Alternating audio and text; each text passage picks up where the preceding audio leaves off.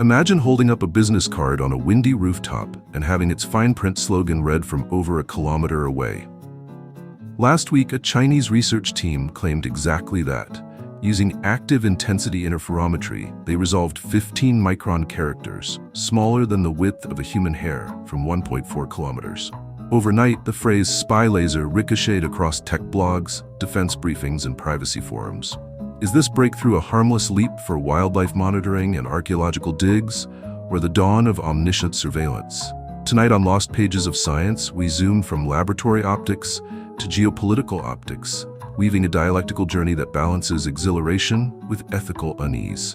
To begin, let's adopt the optimist lens, one polished by engineers, conservationists, and material scientists hungry for new tools. First, consider the core innovation. Traditional long-range imaging falters when atmospheric turbulence blurs details. Adaptive optics correct some distortion but require bright guide stars or massive telescopes. Active intensity interferometry sidesteps both hurdles.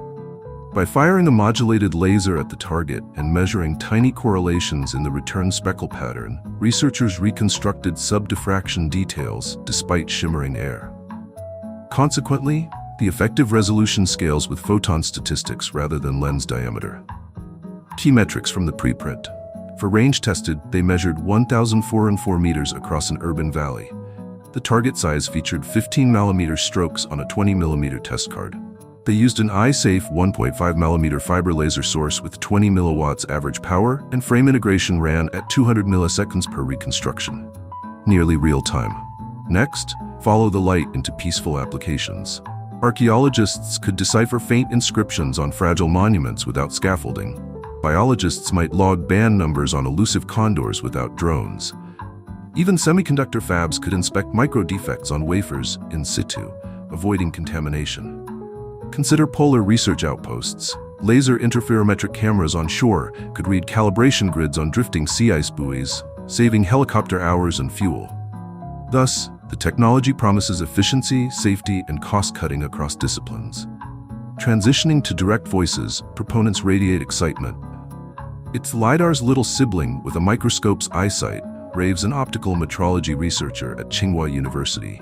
For wildlife conservation, zero-disturbance imaging is a game-changer, adds a WWF field technologist. Their enthusiasm underscores the point that ground truth validates, and often refines, orbital or distant observations. Zooming out, market analysts peg long-range precision imaging at US $8 billion by 2030, covering telecom tower inspection, precision agriculture, and defense ISR. Chinese institutions are already filing patents, positioning for export contracts in remote sensing equipment. Before the confetti settles, however, skeptics aim the same beam toward darker corners. In contrast, privacy advocates, military planners, and atmospheric physicists inject caution. First and foremost, the technology erodes practical anonymity in public spaces. From hilltops or balloon platforms, authorities or bad actors could read protest banners, license plates, even printed QR codes from outside audible range. Unlike drones, laser units stay invisible and silent. Moreover, intensity interferometry is dual use by design.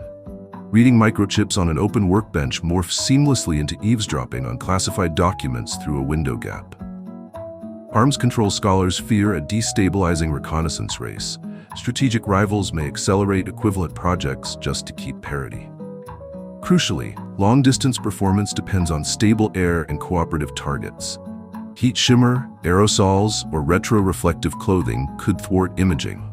Legally, cross-border laser illumination may violate aviation safety rules and sovereignty norms, inviting diplomatic fallout. Dissenting voices reinforce these concerns. We're seeing an optical version of Pegasus spyware. Hard to detect, harder to regulate, warns a privacy advocate. A retired Space Force colonel adds, countries can already count rivets on satellites. What shakes me is covert line-of-sight scanning inside civilian interiors. So, does promise eclipse peril or vice versa? To reconcile, we weave them together.